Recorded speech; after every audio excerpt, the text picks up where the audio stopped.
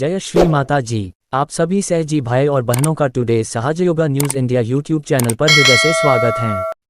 आज हम एक और नए सहजयोग मिरेकल के बारे में जानेंगे। श्री माता जी हमारे सभी शुद्ध इच्छाओं से अवगत हैं।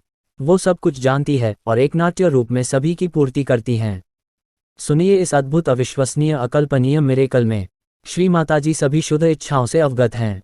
श्री माता जी सभी शुद्ध इच्छाओं से अवगत हैं। अजीत रामफल, Eternally Inspiring Recollections of Our Divine Mother Volume 3, 1984 to 1986 से साभार। मैं बहुत भाग्यशाली था कि मुंबई में पढ़ाई के दौरान मुझे 1982 में स्वयं साक्षात श्री माताजी से आत्मसाक्षात्कार प्राप्त हुआ और मार्च 1984 में षण्मुखानंद ऑडिटोरियम में उनके जन्मदिन समारोह सहित मुंबई में कई कार्यक्रमों में भाग लेने में सौभाग्य प्राप्त हुआ। सहज के माध्यम से श्री माताजी से इतना प्यार, सुरक्षा और इतने सारे लाभ पहले से ही अनुभव करने के बाद मैंने किसी तरह से श्री माताजी के प्रति अपना आभार व्यक्त करने का दृढ़ निश्चय किया।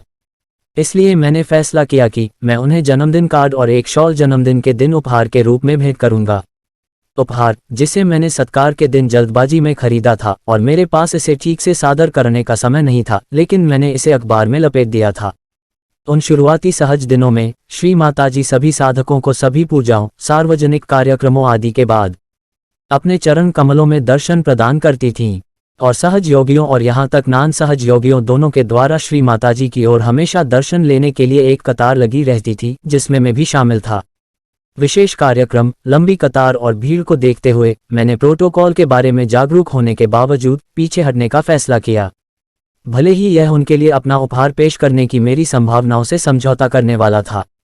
मुझे पता था कि किसी समय लीडर लोगों को रोकने जा रहे थे क्योंकि कतार बहुत लंबी थी। मेरी समझ सही थी और मेरे उपहार देने से पहले ही श्री माताजी चली गईं। मैं अपने हाथ में उपहार लेकर चला गया।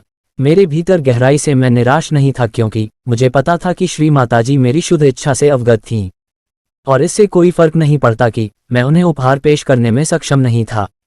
जबकि श्री माताजी को हॉल से बाहर ले जाया जा रहा था, एक साथी सहजी मित्र और मैं सभागार के बाहर गए और हॉल के किनारे एक ड्राइव पर चल रहे थे। अचानक श्री माताजी को ले जा रही कार उसी ड्राइववे से नीचे उतरी और हमारे बगल में रुक गई।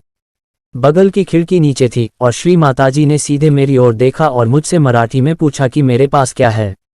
मैंने उन्हें बताया कि यह तोहफा है और श्री माताजी ने उसे लेकर कार में खोल दिया।